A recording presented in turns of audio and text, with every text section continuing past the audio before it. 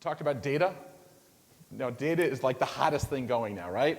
Yeah. I mean, data has come completely out of the closet, and being a data geek is now the coolest thing ever, especially when it comes to registration and selling tickets. So our head of marketing, Tamara Mendelson, has just this obsession and admiration for Amazon.com. So she's done a lot of research on the company and what they've done and the business model that they've created. And so the Amazon.com team, they get together every Wednesday. Their leadership team sits around a table and they talk about their sales data from the week before, and they talk about, you know, what's worked, what hasn't. They talk about calls from their customer support.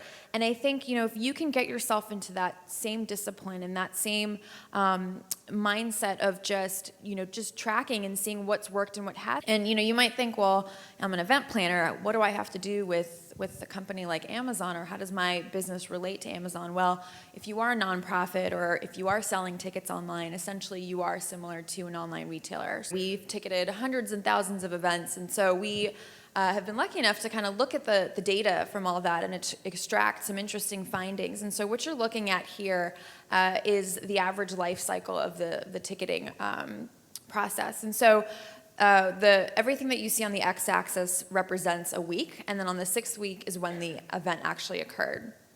And so you look at the first week, and you know it's pretty typical. You announce the event. There's a small spike in ticket sales, and then in weeks 2 to 3, there's this sort of lull.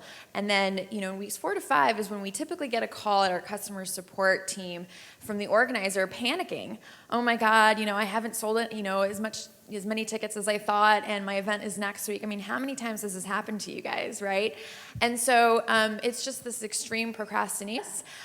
People just wait till the very last minute to buy tickets and commit to things. And then of course you see in weeks 5 to 6, that's when you see the big spike. So if you do nothing, you'll probably see this very predictable life cycle in your ticket sales. One of the things we had a conference we did with Eventbrite called Elevate. And our curve was changed. We were able to drive it in a different way. And the way we did that was an early bird process in the beginning, because usually what happens is that curve happens, and you want to kill yourself, right?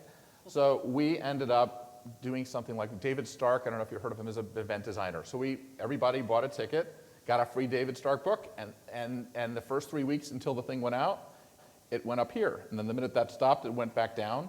And it followed the same curve. So we found all sorts of new strategies for doing that. And with the data we get from Eventbrite, we know what's going on. Usually we're sitting by the seat of our pants, driving by the seat of our pants, and it didn't work. Want to go to the next one?